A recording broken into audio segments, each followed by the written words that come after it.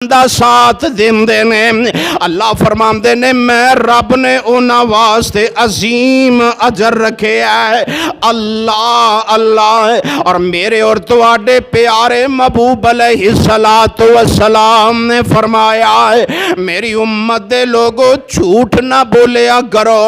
فرمایا اے بہت بڑی بری عادت جے، اے بہت پیڑی عادت جے۔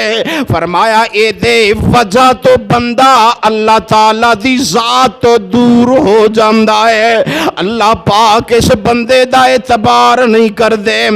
اللہ اللہ اور دنیا والے بھی اس بندے دا اعتبار نہیں کر دے۔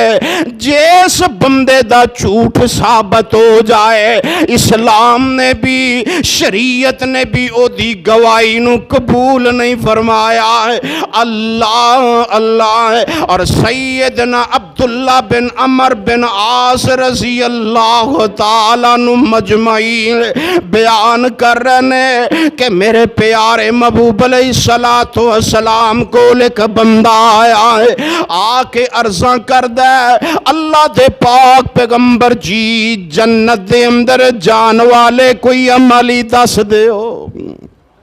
اللہ دے پاک پیغمبر جی جنت دے اندر جان واسطے کوئی ایسے عمل دستے ہو اونا دے اوپر میں عمل کر لوائے تے میری زندگی سنور جائے، میرا رب مینوں جنت عطا کر دے وے۔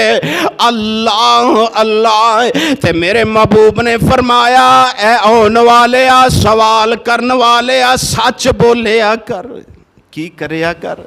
فرمایا سچ بولیا کر، سچ دا ساتھ دیا کر۔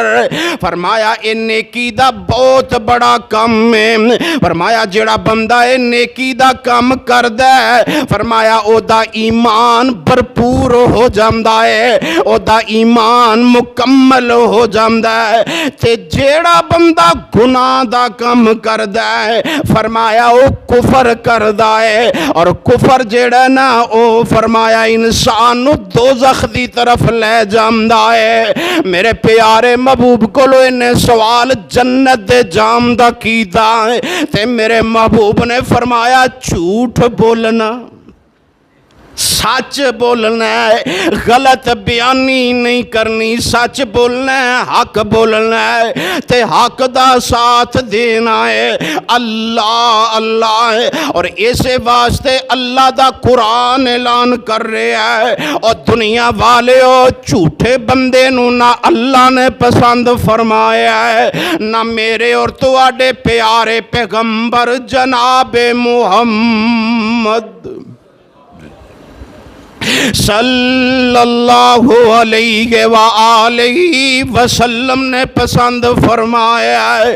ایسے واسطے تے اللہ دا قرآن اعلان کر رہا ہے، فرمایا لعنت اللہ علی الکاذبین،